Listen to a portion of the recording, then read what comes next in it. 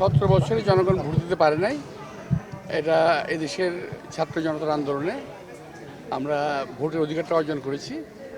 আমি মনে করি যে এলাকার জনগণ যথাযথভাবে তাদের ভোটের অধিকার প্রয়োগ করবে। যারা সংশয় প্রকাশ করছে তারা কী কারণে করছে আমি জানি না, তবে ভিন্ন কারণে আমি সংশয় প্রকাশ করছি। একটা ভিন্নতর কারণ আছে, সেটা হলো যে কিছুদিন আগে একজন রাষ্ট্রের একজন হত্যাকর্তা ব্যক্তি তিনি বলেছেন কিছু নতুন লোককে সংসদে আনতে হবে,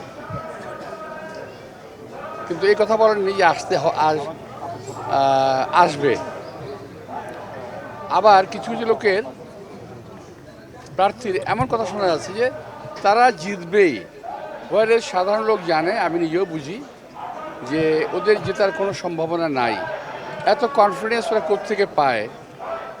আমার ধারণা সারা বাংলাদেশের মধ্যে এই একটা আসন ঢাকা ৮, এটা নিয়ে একটা দেশে কোনো একটা অপচক্র কিছু একটা চক্রান্ত করছে আমার ধারণা।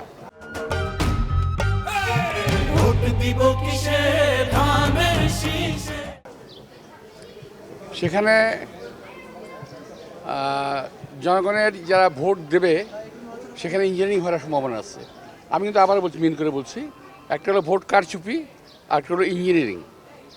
কারচুপিটা হয় সেন্টারে, যেটা অপকর্ম করা হয় বিভিন্ন সময়, হয়েছে ইতিমধ্যে। আর একটা হলো ইঞ্জিনিয়ারিংটা হলো অ্যাডমিনিস্ট্রেটিভ। আমি সেই অ্যাডমিনিস্ট্রেটিভ কুয়ের ভয় আছি।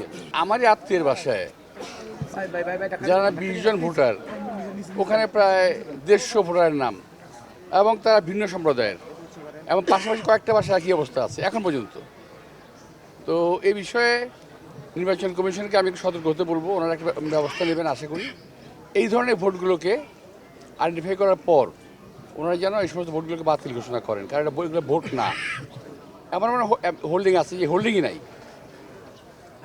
এমন অনেক জায়গা আছে যেখানে হোল্ডিংই নাই, তো সেখানে ভোটার আছে। তো এটা তো খুব একটা মানে ভয়াবহ একটা ব্যাপার বলে আমি মনে করি। আমার বক্তব্য, আমি ইলেকশন কমিশনে লিখিতভাবে জানিয়েছি যে অস্বস্তিকর এবং অশালীন মানহানিকর বক্তব্য কেউ কেউ রাখছে, এবং এটা ঠিক নয়। আমি ইলেকশন কমিশনকে জানিয়েছি। আমি আমার কাছে এখন পর্যন্ত কোনো পদক্ষেপ দৃষ্টিগোচর হয়নি।